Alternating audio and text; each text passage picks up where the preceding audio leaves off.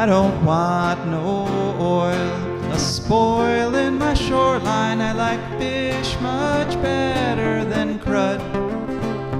I like birds and things, a-creeping and crawling. Won't trade no more oil for blood. The sun done give us all we need to make this country run. But that black demon oil's got us fussing and fighting, and I do believe it's time we was done. I don't want them nukes run by them kooks who think radioactivity is fun.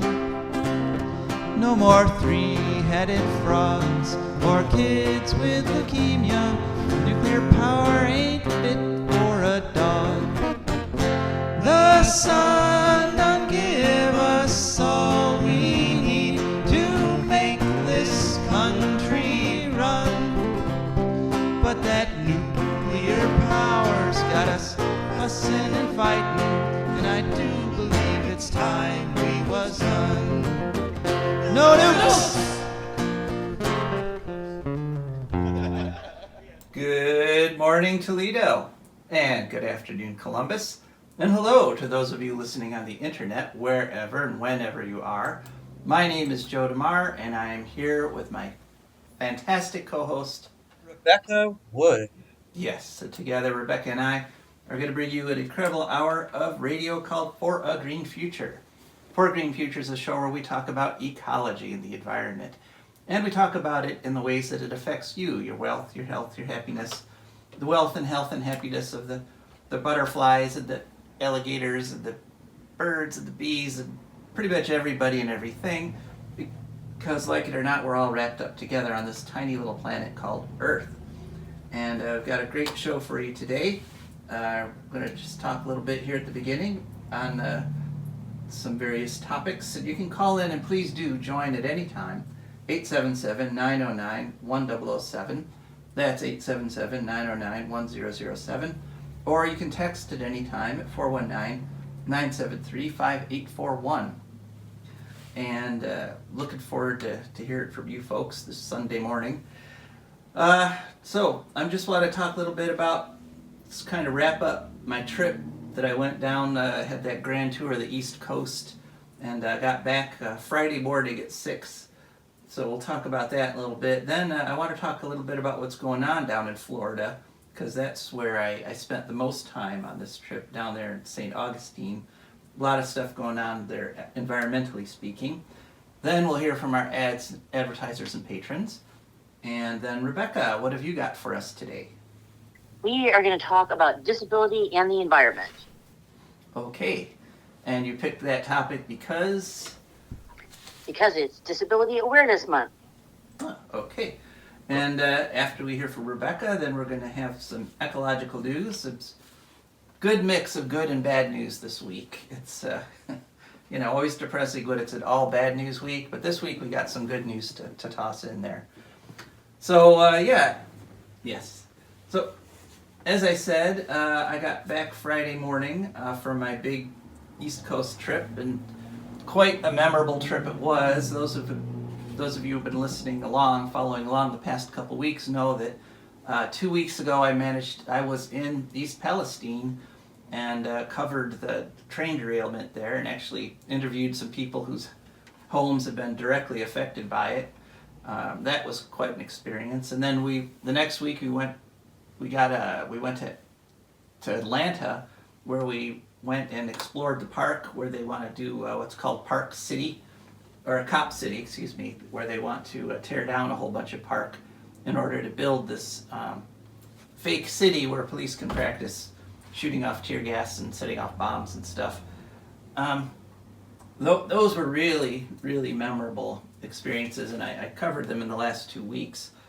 But so then what I did was I my son, who was actually the cameraman for those shows that I did, he went on to Florida. He went to visit some friends down in southern Florida, and I was ready to come back, frankly. So I took Amtrak back, and it was quite the journey.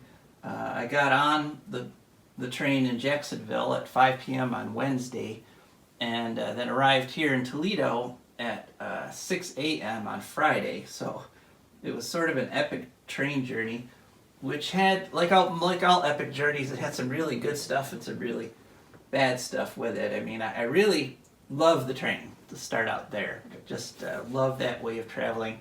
It's the most fuel efficient way to travel, puts the least amount of CO2 in the air. You get great views, and there's all kinds of advantages. You can get up and wander around at any time and look out the window and see all kinds of cool scenery going by.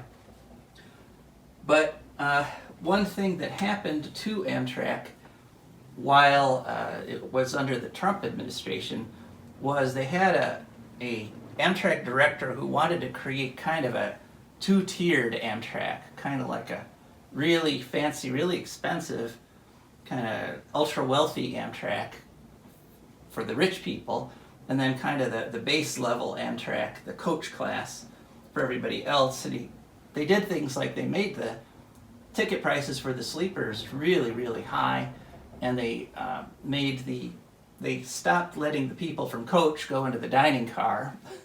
The dining car now is just for the fancy people who have sleeper cars. And, you know, it really that has not been reversed under Biden. It was really, really apparent that, you know, because I took the first leg of the trip, Jacksonville to DC, I took that in the coach class. And, you know, it still had advantages over airplanes. The seats are bigger and stuff, but it was an overnight trip. And the woman next to me was like all elbows. I was sort of leaning out into the aisle, but I still got, like, you know, elbowed and kicked and stuff. And so I ended up trying to go to the snack bar car where you can buy overpriced snacks like $3 Snickers and things. And, you know, but I didn't get much sleep. And in fact, it was so bad that when I got to DC, I actually went to the, New York City. When I got to New York City, I actually went to the Amtrak lounge and upgraded, even though upgrading to a sleeper for the second half was incredibly expensive. I had to pay an extra, get ready for this, an extra $500. But at that point, I was so sleep deprived, I probably would have paid more. And then once you buy into the high-priced tickets, then you get a lot of other advantages, like you can go to the lounge, which is where you can get a complete meal, complete with drinks and everything for free. And on the train, you get to go to the dining car and get a meal without any additional cost. And that was a lot of fun, partly because I ran into a couple Germans, nice German guys who were touring the country on Amtrak. And we had this wonderful political debate. Because Americans, you know, we don't talk about politics in public. It's kind of a shameful secret. But of course, Europeans talk politics all the time, which I think is one of the reasons they have a healthier democracy than we do. But I had a great time with them, but I did learn, you know, I've heard this before, but now I can repeat it. Unless you're really experienced, don't try to drink with Germans, because I could not keep up. Yeah, it was kind of intense, and I was glad later on that I had a private sleeping car to myself, because it was, yeah, not pretty. But it you know, brought to mind all the promises that Biden has been making about beefing up Amtrak, and he's got $36 billion set aside in the Inflation Reduction Act to improve Amtrak. And they've proposed a whole bunch of new routes, including, finally, if you go to the Amtrak website, they want to do the Cleveland, Columbus, Cincinnati route. And that looks fantastic. And that would include putting new train stations at the Cleveland Airport, a place called Crestline, Delaware, Columbus, which has no train station right now, second largest city in the country that doesn't have a train station, Springfield, Dayton, and Sharonville. And that would be really cool. And they're talking about 2 or 3 round trips every day, which would make it quite practical if you wanted to go to any of those cities. And it's really kind of, we haven't seen any of these proposed routes come to fruition yet. It's been 2 years, they've allocated the money.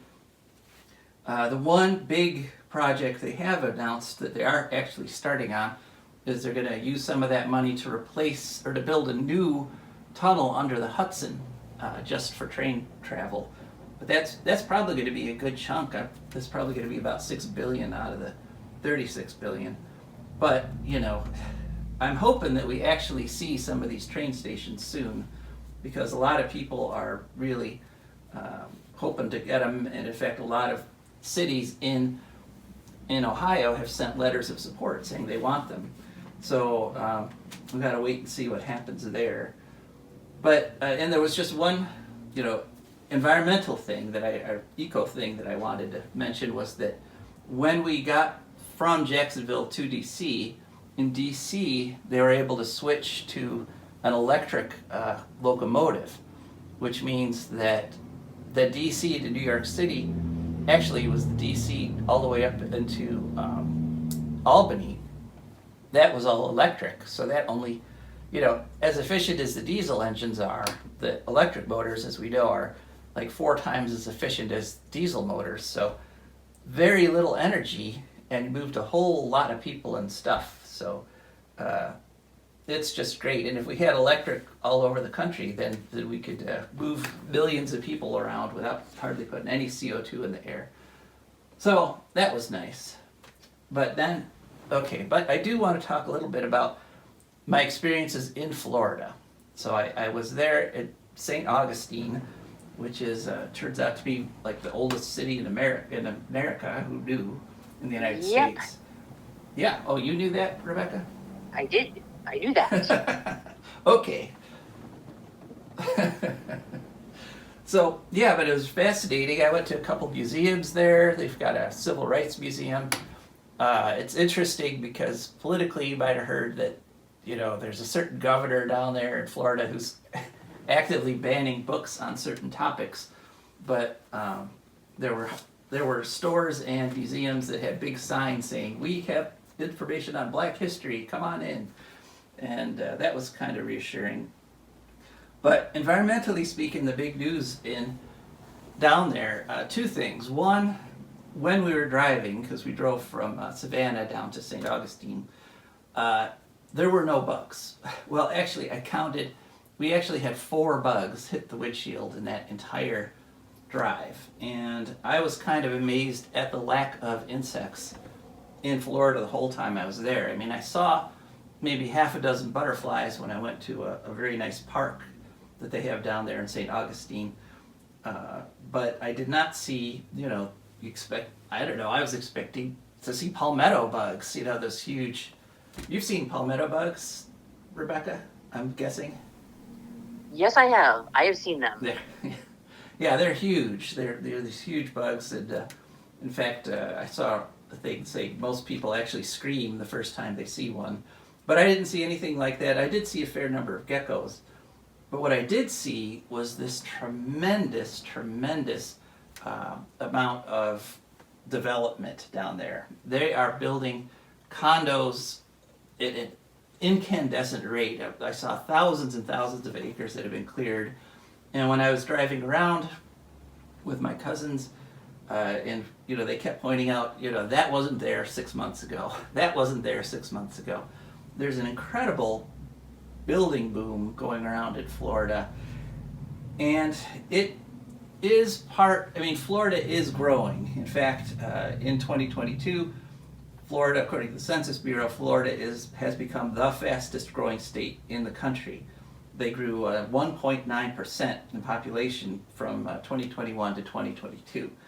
So there is some increase in population supporting all this increase in clear cutting, but under Governor Ron DeSantis, they are encouraging this development, all this building, to the detriment of the environment, because I saw forest after forest that were just cut down, and I saw wetlands that were being turned into condominiums. In fact, there were a couple of the condominium developments that my cousins were saying that was a swamp.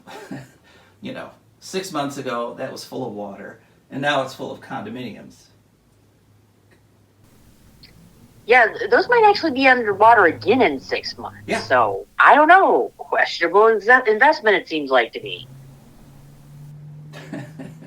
It really is. I mean, and I saw evidence of that sinking because I went down to a couple of the beaches, and you could see there was where the dunes used to be.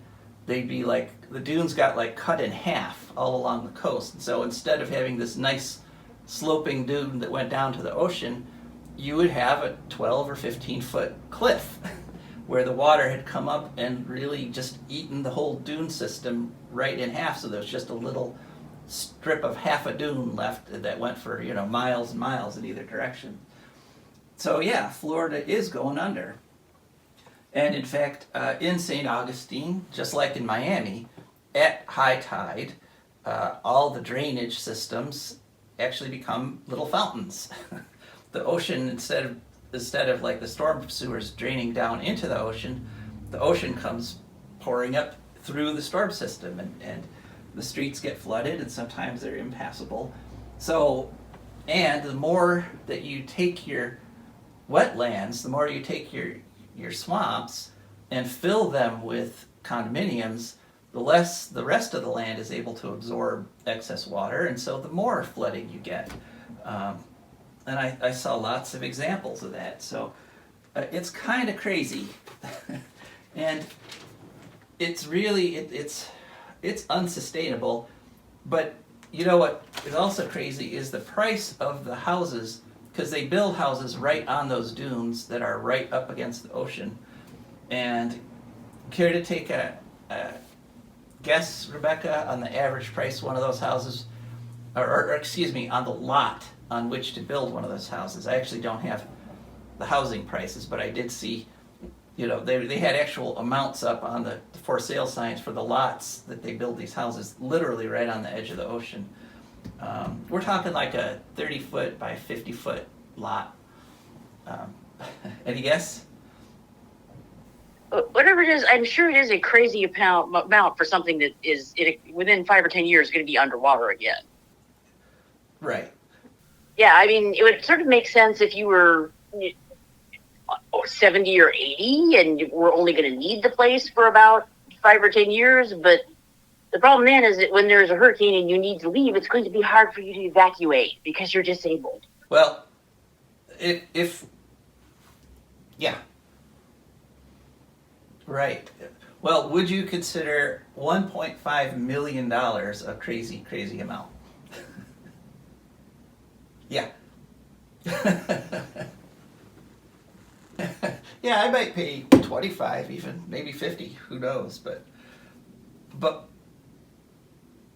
sure, yeah. Plant some flowers, put up a pavilion, maybe. I don't know. But yeah, people are building full-fledged houses on stilts right on the ocean, and they're paying 1.5 million just for the lot, and then then they have to pay to build a house on top of that. So so yeah, it's really kind of crazy that there's still all this growth going on down there in terms of building way more buildings than we have increasing the population. I mean, 1.9%, that's significant, but it doesn't justify, the doubling and tripling of the buildings that I see down there. And I just want to remind everybody, 2008, part of what crashed the entire U.S. economy was overbuilding in Florida, because they just put up these cheap houses really fast and kept financing them on the sly there, and that's part of what collapsed the whole house of cards of the economy in 2008. So I don't know, we might be on our way to that again. But it did make me dive a little deeper into the whole idea of population growth versus non-population growth. And this is a story I wanted to cover a little more last week that I ran out of time though, but it's an important story. So essentially, all over the world, the rate of population growth is declining. Yeah, there were a lot of headlines that we hit 8 billion back in February, but it turns out that the fertility rate of human beings all over the planet is dropping. In fact, right now, the most quote unquote fertile countries are, let's see, Niger, this fertility rate of 6.9. And what this is the number of children per women in the country. So Niger, Angola are the two biggest, the most fertile country with 6.9 and 5.9. But most countries have fallen below what they call the replacement rate. And that is, if you have less than 2.1 children per woman in your population, you're not replacing the people that you've got, and eventually you will decline down into zero. And in fact, most countries, as we say, have now dropped below that 2.1 replacement rate. US is at 1.7. China is at 1.2, which is why China this year lost its most populous country status. India now has more people in it than China does. So basically there's a negative correlation between income and fertility. It turns out that the higher your income, the better people do economically, the lower their birth rate.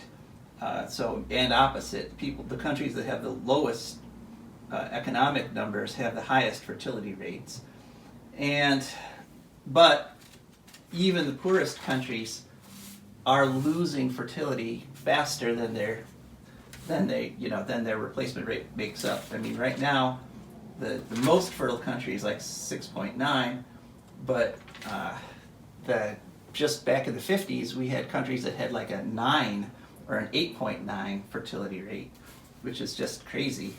So we've been becoming less fertile, and in fact, the projections are that the entire U.S. global population is going to peak at 10.4 billion sometime in the early 2080s, which is, you hear a number like that, we're going to peak at 10.8 billion in the 2080s, 10.4 billion in the 2080s, and you might think, oh, well, so the whole population problem is going to take care of itself. But no, the problem is that's a little too late. That's too big of a number, and it's too far out. At the rate we're using up resources, that will not be enough for us to save the planet. Our growth rate as humans is declining, but nowhere near fast enough. And then to bring that back to Florida and the U.S., the U.S. in 2021 had a percentage growth rate of just 0.1%. So that was during the first year of the pandemic. Our growth rate actually dropped. Everybody thought there'd be a huge baby boom. There has been a little uptick. 2022, our percentage of growth is back up to 0.4, but we're still below the pre-pandemic growth rate. And it's looking like, even though some states are going up, the majority of states are going down. And so, once again, our growth rate is declining. And nobody's really looking at the reasons. I mean, everybody has guesses. People are guessing, people are getting too concerned with their careers. Women don't want to be burdened taking care of children. There's all these guesses, but nobody's even thinking about the idea that maybe we're getting less fertile because we're getting filled with things like microplastics and chemicals and pollution could be actually lowering the fertility rate, since the lowering of fertility rate is global, and so that kind of says it's not economic or social factors, because different countries have all kinds of different economic and social factors, but we all get affected by things like microplastics and PFAS in the atmosphere and things of that nature that can affect fertility. So what's going to happen, I don't know. If the fertility rate keeps dropping, maybe we won't even make the 10.4 billion people they're projecting, but we're going to have to wait and see. And we're working too much. I mean, a lot of what we're doing with all this work is actually tearing the planet down. It's making it less habitable, not more habitable. So, yeah, one of the short films I saw when I went to New York City to watch the Radioactive, The Women of 3 Mile Island, I watched a whole bunch of other little short films they had in that film festival, and one of them was exactly that. It was a story of an immigrant who was doing Uber, but he didn't have anyone to take care of his children, and so he just had them in the Uber car with them, all evening as he was driving people around. So, yeah, we're working too hard. So, well, we'll see what happens. Well, I'm glad you're around, Rebecca, because it would be much more difficult to do this show on my own. So, thanks for not, right, yeah, I'd probably pass out at the end of the hour. So, all right, well, so that was my huge trip down the East Coast with my eco observations. If you have any comments or if you want to talk about anything environmental related, not too late. We're only halfway through the show. You can call 877-909-1007 or text 419-973-5841. And I wanted to thank Mick for that nice, every week he does a nice handoff to us, asking people to keep listening for Rebecca and me. And I just want to say, Mick on the cheap seats, I really appreciate that you do that every week. So, and another thing I really appreciate is our advertisers and patrons. For Green Futures brought to you by the Ecofill Shop. The Ecofill Shop is located at 115 West Mary in Bowling Green, Ohio. They sell lots of different stuff: cosmetics, bath and body, home and garden, cleaning, towels, knickknacks, candles, fragrances, and so much more. They sell all these things without using plastic containers, because the whole philosophy of the Ecofill Shop is to eliminate plastic. Customers love them, and we have a testimonial here from Brittany, and she says, "I love the clean products designed to keep the environment in mind. They work great, smell amazing, and help stay eco-friendly.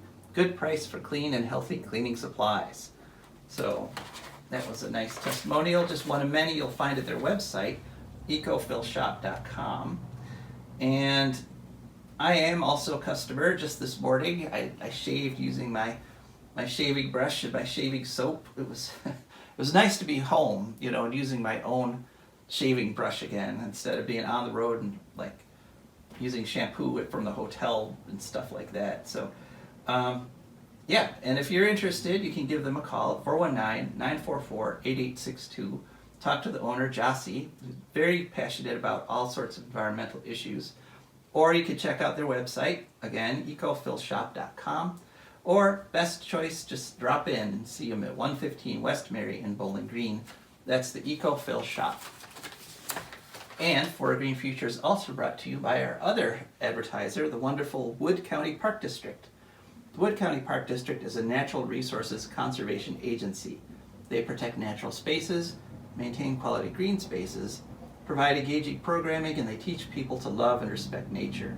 They restore wildlife habitats, and they lead people on outdoor adventures. Wood County Parks protects natural spaces in Wood County for all to enjoy, from 8 a.m. to 30 minutes past sunset every day of the year. And there's several ways you can get a hold of them. One is call them at 419-353-1897. Probably the best way to see what's going on is to go to their website, wcparks.org, and they have a ton of stuff going on every month.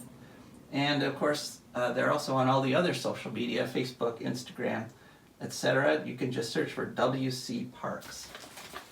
Okay, Rebecca, that's it. That's our advertisers. Oh, and our patrons. Thank you. Yes, our patrons are wonderful people who've gone to patreon.com. That's Patreon. There they searched for A Green Future. Up popped our Patreon page, and they've subscribed by promising a little bit every month coming out of their checking account coming over to us, and that's how we can afford to keep this show going. And I really appreciate, the fact that we are able to keep this show going because of our patrons and our advertisers.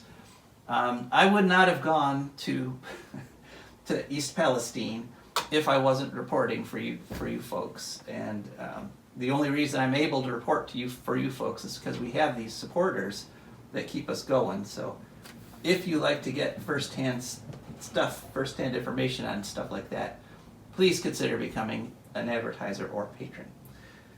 Okay, Rebecca, time to toss it over to you. What have we got this week? All right. Well, I want to talk about disability and the environment a little bit. So I got, with a surprising degree of forethought for me, I started asking people about this last night. And I got 2 answers, which is a lot considering I only started last night. My friend Jane, Jane McElroy Butler, who's an author who's visually impaired, wrote a really great thing that I wanted to quote. I wanted to read like the whole little, couple sentences here. She said, "I love to listen to the birds. Since I lost my vision, the bird songs are so much more significantly different than one another, and I can tell bird calls apart from one another now. Also, in the mornings, I can hear doves near my window and the owl that hoots at night in the forest nearby. I'm always having my ears attuned to the next greatest thing because my vision is so terrible." So, yeah, that's a thing that you can do to bond with nature that I would not have even thought of as a sighted person. Hannah Templin, I don't know her disability, but because I didn't really ask people to explain that, but Hannah Templin of Flanders Flying Friends Bird Rehab says that she really likes to bring nature inside, so that's the thing, if you have trouble getting outside, she has a ton of plants and birds, for example, in her house, and so that's kind of how she probably helps with the off-gassing from her carpet, too, and stuff. Yeah, and then there's me. I have a variety of physical disabilities and mental health-related disabilities. Big problem for me is transportation, partly because I live in Toledo, which has terrible, terrible public transit. So, like most of the parks, you can theoretically get out to them, a number of them, but the whole time, you gotta make sure you're not going to get lost and go down the trail and take too long to get down to the bus stop, and it makes it hard to enjoy yourself. Mobility can be a challenge. For me, there's my diabetes, because I better make darn sure I make a snack or there's a restaurant nearby if I'm going to go on an hour-long bus ride someplace, then spend a couple of hours there, and then you maybe wait for an hour to get back. That's a lot of time for me to go without eating. So things get dangerous there. There's a lot of planning that has to happen. And anxiety, it can come out, be just hard to go out because of my anxiety. One of the pluses of being a low-income disabled person who has to do a lot of walking because the bus system in Toledo is that it's really, a lot of times I've started out having to go on walks and dreading walking to go do my errands, and then found that it kind of actually paid off in terms of the psychological benefits of sort of calming down and taking my mind off things, to take away from the stress and the physical grueling thing about the aches and pains. It turned out to be worth it in a lot of cases, especially in Toledo. Toledo's really great for this because you have the riverfront, you got the Maumee going right through, and you got parks on both sides. You have this one area near the Maumee and Swan Creek and whatnot where you've got 3 bridges that all 3 can be walked over. You've got, I believe it's the Clark Street Bridge that runs down below the I-280 for local traffic. You got the MLK and the high level. So if you wanted to, you could just kind of do sort of a big figure 8 shaped thing, where you can walk around the river bank and into the neighborhood and the parks the whole way. And oh my gosh, we have herons just kind of flapping around downtown Toledo, and sometimes even deer. I saw a deer run over the courthouse lawn run. And additionally, I've seen, fish, snakes, groundhogs. You get the water, you get the sky, you get the geese, squirrels, ducks, et cetera, et cetera. So, it's really a pretty good place I used to go down there when my apartment didn't have air conditioning in the summer, or I was bored and couldn't afford any kind of other entertainment on the weekends, I'd just go get a book and sit by the river and read and write. There's this guy from the library. I remember a few Memorial Days ago, or Memorial Day weekends ago, I was down by the river walking around. And I met this guy I'd seen a lot in the computer area, who I think I'd been seeing him for like 10 years, starting when he was a teenager. And he said something that kind of stuck with me. It was simple, but kind of impactful. As people, that's a terrible word. I should not use that word. But yeah, he said, I used to come down here when I was homeless, and now that I'm not anymore, I still come down here. Because especially for people whose disability make them liable to homelessness, vulnerable to homelessness or housing insecurity, or it can work the other way around. You're homeless enough, it's gonna land you with some mental health disabilities. Nature, at the same time, it's threatening because rains its nose, it can kill you potentially, but also it offers like a protection from things like police, other humans, the elements. It's like a resting place. It's someplace you find a little stand of trees to crawl into and rest for a while, and people are not going to bother you. Like if you do something terrible, like try to sit on a bench in public. Oh my God. A way that can be an enemy, sort of. Well, it has more to do with humans than anything. I remember in the 90s when I lived there, the Cleveland cops had a habit of an reputation for putting people in cop cars who were homeless downtown, driving them out beyond the limits of the bus system and dumping them there to freeze to death, literally. Or, there's a sort of idea that nature is really not, public spaces in nature are not for homeless people, or not for people with disabilities, which really, like the persecution of homeless people, like anti-homeless architecture.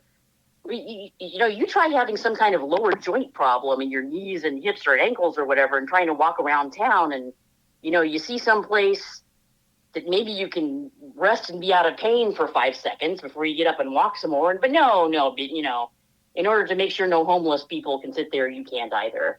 But I remember when they were doing the when ProMedica was trying to take away they eventually did do a public-private partnership where they kind of took away most of Promenade Park and have it under their control during the day. And two things that stuck out for me from that hearing with the city council was, first of all, one commentator said no one uses the park, quote unquote, because he had come in from the suburbs, so he never used the park. and then another commentator says, we have to clear the homeless out of that park before we'll be able to use it for anything.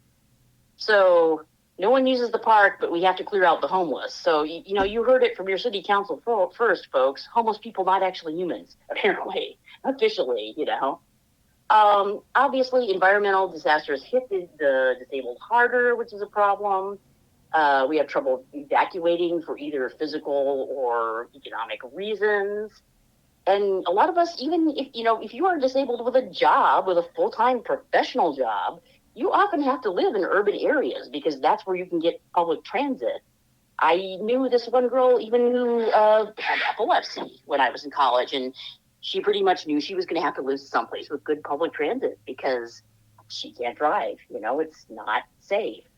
So, yeah, if anyone else, has anything to say, get a hold of Joe, get a hold of me, call into the show, whatever. I'm hoping to maybe get some small snippets from people all month, if possible, about the environment, how you feel about it, if you have a disability, what are the obstacles, what are the benefits, how do you feel about participating in activism, all that stuff. All right, thank you, Rebecca. And now it's time for Ecological News. And just a quick note of explanation for those of you that are watching this on YouTube. The sudden shift in outfit and scene is because, unfortunately, the station's recording failed of the live program we did on Sunday. And my recording also failed about halfway through, so I'm having to re-record this section. And there's a lot of ecological news to talk about. First story is good news. We go to the UN, and the United Nations just concluded an ocean treaty that they've been working on for many years. I have to give credit to Reuters for this because they scooped everybody on March 4th with this story. Signed by 100 countries, and it's part of the push to have 30% of the world's oceans and lands protected by 2030, the 30 by 30 plan. And it would prevent overfishing, it would should help protect biodiversity and assure sustainability. It is a legally binding treaty, but it has to be approved by each country's legislature at this point. So we've got to hope that happens, and we've got to hope the United States is one of the countries that will sign on to it, because we're one of the biggest users of food from the ocean. We eat a lot of fish around here. So now we just got to wait for it to be ratified, but it's excellent news that they finally passed this ocean treaty. There were a lot of sticking points. They were arguing about what happens to the intellectual property, like what if you discover an enzyme in a fish that can cure cancer, who gets to profit from that? But they managed to knock all those out. It took one day past their self-imposed deadline, but on March 4th they ratified it. So next story, another bit of good news, off to Virginia. And Virginia state legislature defeated something called SB 2333, right, 23333, three threes. It's an SMR bill, small modular reactor, and this bill would have forced Virginia, specifically the State Corporation Committee, to build and operate a small modular reactor by 2032. There's a lot of reasons this bill would fail. One is that it might actually be physically impossible to design and build a small modular reactor in that time.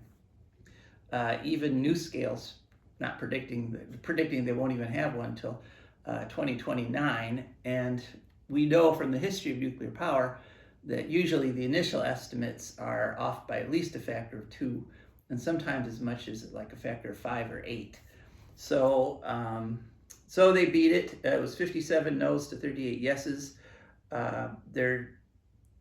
The Friends of the Earth fought it, and it was also a lot of, well, there wasn't a lot of testimony against it, but there was some citizen testimony against it, and it went down in flames. So very nice. All right, next, got to counter that with some bad news. This is some really bad news. The Nuclear Regulatory Commission has granted Diablo Canyon an exemption from environmental reviews for their license renewals. And we had Linda Seeley on the show a few weeks ago talking about this situation.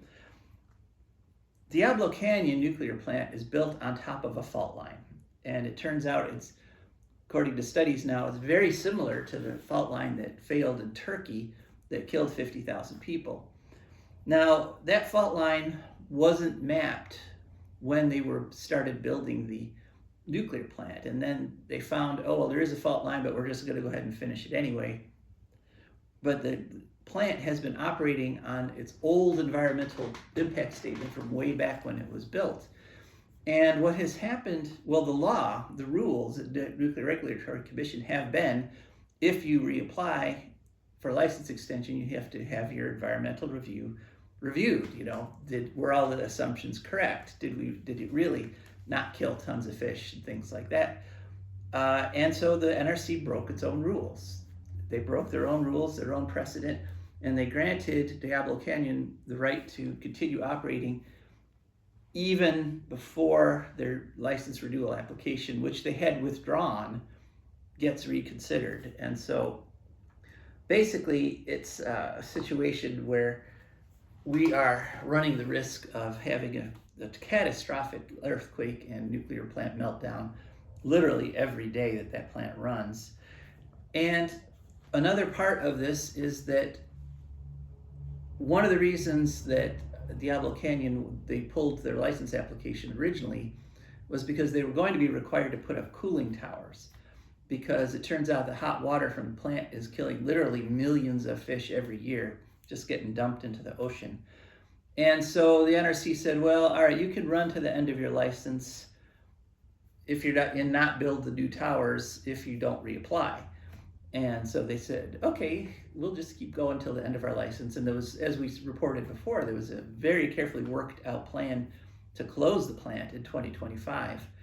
But now they've reneged on that, and the NRC also broke the rules again by saying, oh, not only are you re-upped, but you also don't have to build those pesky cooling towers, because that would cost like $2 billion. Money's more important than ocean life, or even human life for that matter, according to the NRC. So really bad news out of Diablo Canyon. We're going to have to keep watching that. Next, one of the reasons nukes is bad, turns out, there's a study in Scotland, and this was on the website 100%renewableuk.org, and the title is How Nuclear Power is Switching Off Wind Farms in Scotland.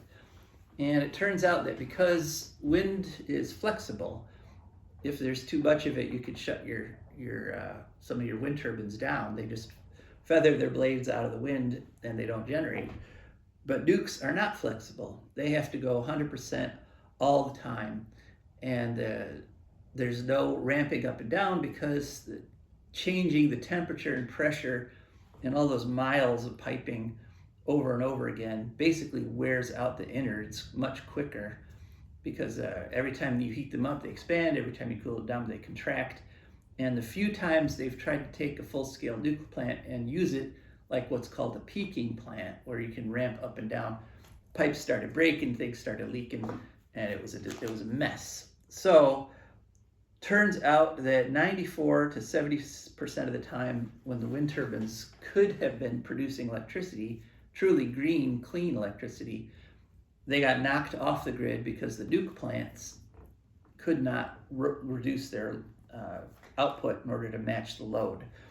And so one of the economic consequences of this is that basically UK ratepayers have had to pay wind turbine owners over $150 million to not generate electricity, because the wind turbine owners had to agree to a certain compensation if they had to turn off their turbines while they could be supplying electricity.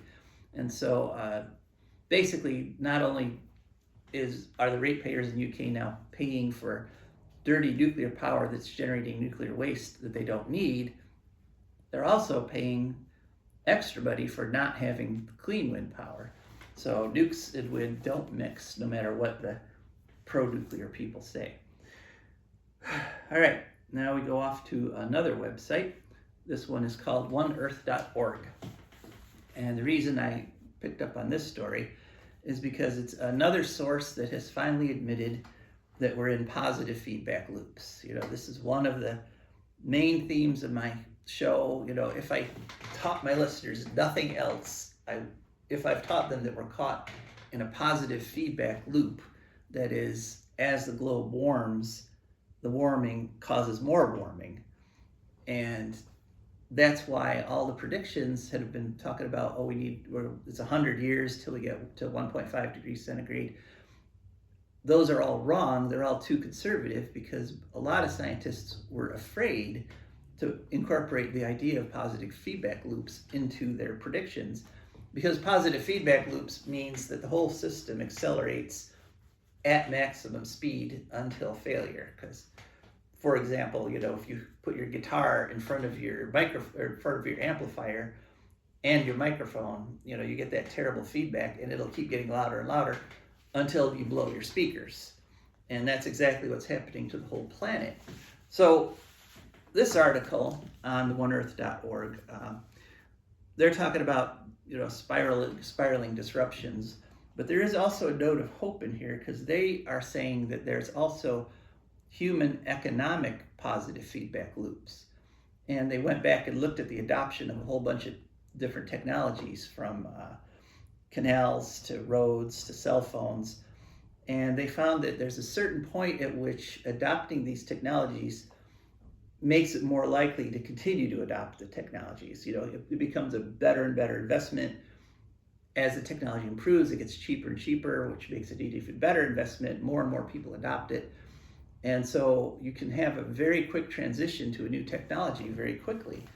And they're saying that's what's happening right now with wind and solar. You know, they keep doubling their deployment and they keep lowering their cost. And so it's, you know, they're saying that the economic positive feedback loops might allow us to actually stop putting carbon in the air and head off the physical positive feedback loops from the carbon. So let's hope they're right. Next story in Canada's National Observer. It's title, it was on February 28th, and the title is Moltex's Nuclear Ransom Note Should Be Rejected. And essentially there's a company in Canada that has said, oh, we'll develop a small modular reactor, just give us lots and lots of money. And so far, the federal government has given, they've gotten over $250 million so far. 150 million from the federal government, 10 million from the New Brunswick government, $1 million from Ontario Power. And what they're saying is, oh, now give us, you know, another 1 point something billion. And basically what they did in this article in the Canada's National Observer is they just tore this company's claims apart. And they said, you know, it's been this many years. They said they'd already have plants up and running by now. They keep pushing the deadline back. They keep saying it's going to be more and more expensive. Essentially the typical story of nuclear power. And they cited what's going on with NuScale right now, the American company that is run by Bill Gates. And they pointed out that NuScale has spent $1.4 billion so far. The company loses $50 million every quarter, so about $200 million a year. And they have also pushed back their predictions for when they'll have a plant ready. They're pushing it all the way back to 2029 at this point. And they're saying that the final cost is going to be much more, many times what they initially said SMR costs would be. Each one now they're saying will be 2.5 billion. And if history is any guide, it'll cost a lot more and actually take a lot longer than they're predicting now in 2023. So Canada, good on you, Canada, for the people at Canada's National Observer for catching on that basically you're being taken for a ride, that this whole thing is a big con, and we should be putting that money into wind and solar, which we know will work, and which can be, and we know we can put that up in a year or maybe even two, but we know they function great, they work great. It looks like we're at that tipping point where we're starting to get a positive feedback loop where they keep getting cheaper and cheaper and go up faster and faster. So good on you, Canada's National Observer. On the other hand, going back to a terrible story, nuclear Joe Biden, there was a scene in this old Simpsons show where at one point Mr. Burns had this terrible plan to shade the whole town with this gigantic shade so that there couldn't get any solar power. And one of the characters said to him, "You've gone from villainy to cartoonist super villainy." And that's exactly what's happened with Joe Biden. We know that he already is dumping billions of dollars into nuclear power plants. He has proposed $1.6 billion to restart mothballed, closed down, old nuclear power plants. And it's directly a thing with the Palisades zombie nuclear plant, which we reported on before, that like closed, asked for funding to reopen, got denied, asked again, got denied. So now Joe Biden has set aside $1.6 billion just for the purpose of reopening old plants. And the reason that's a horrible, horrible idea is that nuclear reactions shoot out neutrons all the time. And a lot of them get caught by the stuff around the reactor, you know. But a lot of them shoot right on through the reactor. They hit everything outside the reactor. They make it radioactive. It's called secondary radiation. And in the process, it weakens metal, it weakens concrete. Things break and they leak and they crack. And so if you keep running this reaction for 100 years, you're doing it inside a crumbling building with failing infrastructure. And to think you can just turn it back on again is literally insane. So they have a May deadline for applications for getting this 1.6 billion. Holtec, the evil Holtec, will definitely apply, but it's something that we gotta hope doesn't come through, because this, on top of all the other nuclear insanity, the people who built these plants back in the 70s, 60s and 70s, if you told them, oh yeah, we're gonna run them until 2023, and then we're gonna run them again another 80 years or so, they would be horrified, because they knew the limits of the materials they were building the plants with. That's why they had cutoff dates. That's why they said this plant's good for 40 years and no more. And to ignore reality, physical reality, for political reality, because he's getting tons of money from these nuclear companies. They're just, it's crazy. All right, so now, the last thing I wanted to talk about this week is, of course, this coming Saturday, March 11th, is finally Unplugged Nuclear Power Day. That is the day where we ask everyone to use as little grid-powered electricity as possible in order to protest nuclear power and to remember the victims of the Fukushima nuclear disaster, past, present, and future. And it's good to never forget that huge mushroom cloud over the Fukushima nuclear plants as they exploded, because that mushroom cloud is the truth about nuclear power. And all these pro-nuclear trolls everywhere that say, oh, it's safe, it's clean, it's inexpensive, that explosion put a lie to decades of false information, misinformation. And without that misinformation, the nuclear power industry can't survive. And one of the things that is a huge piece of misinformation is the idea that we have to keep using more and more electricity. One of the things that happened after the Japanese nuclear disaster, after Fukushima, is they shut all their nuclear plants. And for almost 2 years, they were a nuclear-free country. And yes, there was some increase in greenhouse gas emissions, especially natural gas, but most of it was done through conservation. They just turned off extra lights. Factories actually juggled shifts so that they wouldn't put strain on the grid. We would have, instead of having, everybody working first shift and having to have a huge demand, they would cooperate with each other, and some would work second shift, some would work third. So overall, you needed less generation capacity. People turned off their lights, people got solar panels on their houses. All these things allowed Japan to function and to recover from the terrible earthquake and tsunami without nuclear power. And so the biggest lie that the pro-nuclear people tell you is that we must have nuclear power. And participating in unplugged nuclear power by turning off excess lights, there's 4 levels of participation. Level 1 is you just go around turning off extra lights. Be conscious about saving electricity. Level 2 is you don't use any electricity except for essentials. That is, you turn off everything except your fridge, your sump pump. Don't watch TV. Use candles instead of turning on artificial lights. Level 3 is disconnect from the grid for 24 hours. Don't use any grid power. And in order to do that, you need backup power.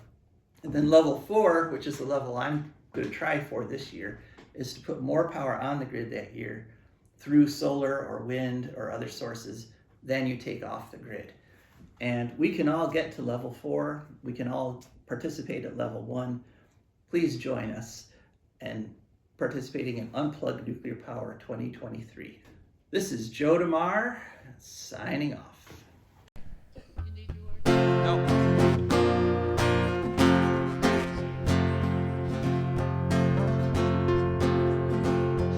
I don't want no oil, a spoiling my shoreline. I like fish much better than crud. I like birds and things a-creeping and crawling. Won't trade no more oil for blood. The sun done give us all we need to